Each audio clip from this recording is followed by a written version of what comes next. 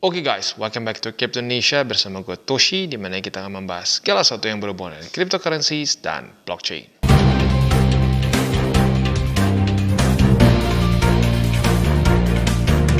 Oke, waktunya kita update meme coins. Dan dalam 24 jam terakhir lumayan merah merona ya. Ya, kita ambil beberapa yang kita akan charting hari ini. PP ngedam 13,55%, Fartcoin ngedam 12,77%, Mudeng ya, ini ngedam 14,04% ya. Nah, sebelum kita masuk ke pembahasan meme coins kita pada hari ini, seperti biasa gue akan disclaimer dulu bahwa semua konten dari TCI bukanlah financial advice, ini semua bentuknya adalah edukasi ya. Dan reminder lagi bahwa meme coins ini bukanlah shortcut buat lo yang pengen cepat kaya begitu, atau buat lo yang merasa ketinggalan. Karena ada loh ya, ada narasi seperti itu. Bang, gue nggak bisa bang beli BTC. Gue pikir kenapa nggak bisa ya? Karena gue telat bang. Lu kan dari 2022. Gue baru bang, masuknya baru 2025. Jadi kalau mau kaya harus meme semua. Oh iya ya. Lu coba tanya orang yang isinya meme semua gimana portonya. Ya rata-rata ekstrim merah ya. Yang merahnya sampai 80, 90 itu rata-rata isinya meme semua. Begitu. Jadi sekali lagi, meme coins bukanlah shortcut untuk kita yang pengen cepat-cepat kaya, tiba-tiba kaya atau merasa ketinggalan begitu. Bukan ya. Malah yang ada tambah boncos. Itu udah terlalu banyak yang seperti itu ya. Jadi meme coins dan pre-sale bukanlah shortcut, dan justru menurut gua nggak cocok untuk para newbies. Lebih cocok untuk orang-orang intermediate sampai ke advance. Artinya apa? TA nggak buta ya. Lalu fundamental ngerti. Dan yang mungkin lebih penting lagi ya kalau untuk di memes adalah bisa jaga nafsu begitu. Karena di memes itu banyak loh yang udah profit ratusan persen. Itu jadi minus lagi. Dari profit ratusan jadi minus. Itu kan konyol sebenarnya ya. Kayak dulu pernah ada pre-sale apa namanya tuh, Sponge ya. Udah 6x ya. Sampai minus lagi.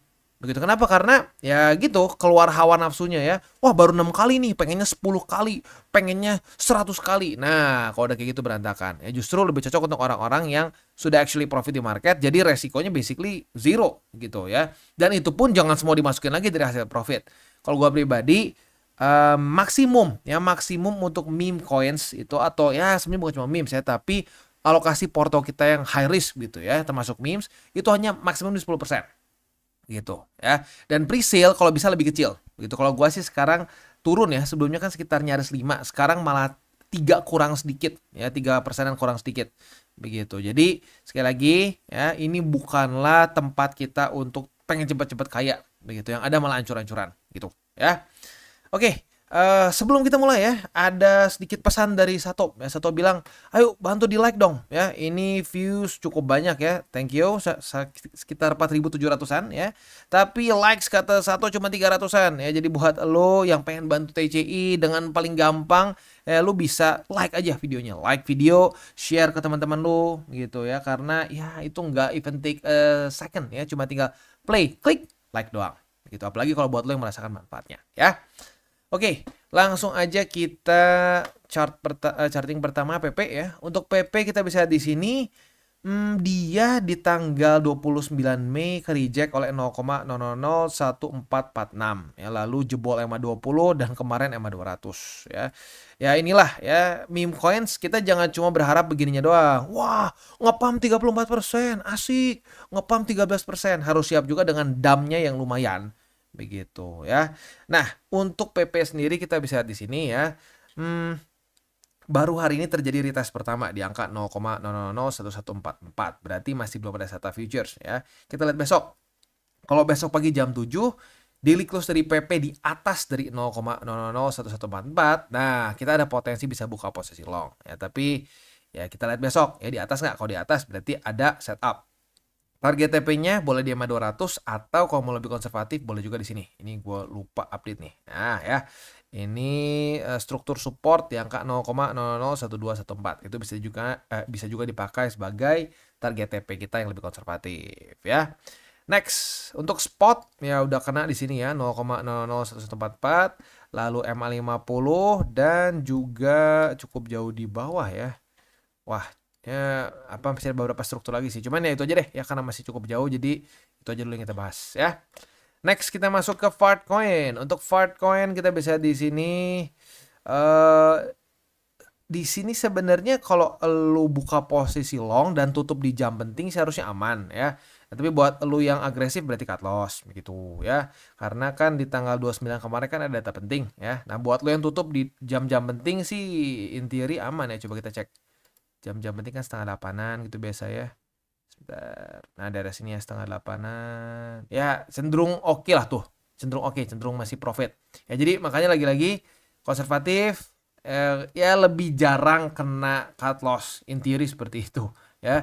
Jadi jangan cuma berpikir wah yang agresif gila ya profitnya lebih gede. Iya, secara persentase sering kali seperti itu, tapi yang agresif pun lebih sering kena cut loss juga gitu. Jadi bukan masalah siapa lebih profit lebih besar, tapi lu lebih cocok mana risk profile-nya ya. Oke, karena jebol semua berarti nggak ada setup futures ya, langsung aja ke spot. Untuk spotnya di 1,0174, 0,9209. Next, Mudeng. Nah, Mudeng ini juga cukup banyak yang nanya ya, karena ya apa sih ya kalau bukan karena ngepam ya. Ini ngepam 91, ngepam 73 dan seterusnya ya. Nah, sekarang mulai corrective movement dari week tertinggi kemarin itu minus sudah 41%. Ya, ini dia ya memes memang seperti ini. Dia ngepamnya bisa gila, ngedamnya juga bisa gila ya. Tapi gini ya, kadang-kadang orang kalau ngeliat chart kayak gini, wah udah lumayan lah, ini tuh udah lumayan deket sama all time high-nya. Ya coba kita cek ya, ini masih minus 71%. Nah ya itu ya, itu seremnya dari meme coins. Makanya alokasinya jangan kegedean ya. Kalau kegedean stres sendiri. Ya, jadi kebayangkan kenapa banyak yang minus sampai 80, 90. Ya itu udah jelas. Portonya isinya meme semua. Kalau meme semua ya beginilah ya, minus-minusnya bisa wow fantastis gitu ya. Oke. Untuk posisi spot berarti ada di EMA 200 dan EMA 50, masih cukup jauh sih ya. Oke, itu kurang lebih untuk pembahasannya ya. Untuk memesnya selanjutnya kita akan ke presale ya. Untuk presale ini sendiri, si Solex ini sebenarnya sudah cukup lama ya, kita sudah pernah bahas juga beberapa kali sebelumnya ya. Nah, untuk si Solex ini sendiri ya, dia itu sebenarnya secara fundamentalnya adalah suatu layer 2 ya, layer 2 di Solana. Nah, mungkin ada yang bertanya-tanya, Bang, emang masih perlu Bang? Solana kan udah murah banget. Ya jujurnya gue juga berpikir hal yang sama sih ya. Sebenarnya buat apa Solana ya? Karena dia udah murah, udah ekstrim murah. Makanya di cycle ini memes rata-rata dibuat di Solana. Mengalahkan popularitas dari BNB. Di cycle kemarin kan BNB tuh ya, di cycle ini Solana gitu. Nah, tapi dia ini basically Solex ini adalah layer 2-nya. Seperti kalau mungkin ekuivalennya kayak BTC itu ada Lightning Network, di Ethereum ada Arbitrum gitu, lalu ada juga OP ya, dan banyak lagi. Nah, tapi untuk si Solex ini sendiri menurut gua sih lebih kayak ke meme ya. Lebih kayak ke meme, dan kemarin sempat ada beberapa desas-desus juga nih ya. Ada desas-desus juga, wah ini tim devnya ada gimana gitu. Gue juga lupa apa gitu specifically. Nah, kita harus ingat satu ya. Untuk pre-sale ini ya, kalau gue pribadi melihatnya sebagai numbers game gitu. Jadi misalkan ini ada 10 pre-sale gitu ya, ya lu pecah ke 10. Setelah dari 10 bisa mati 3, mati 4, mati 5 begitu. Nah, dari sisanya yang berhasil ya profit.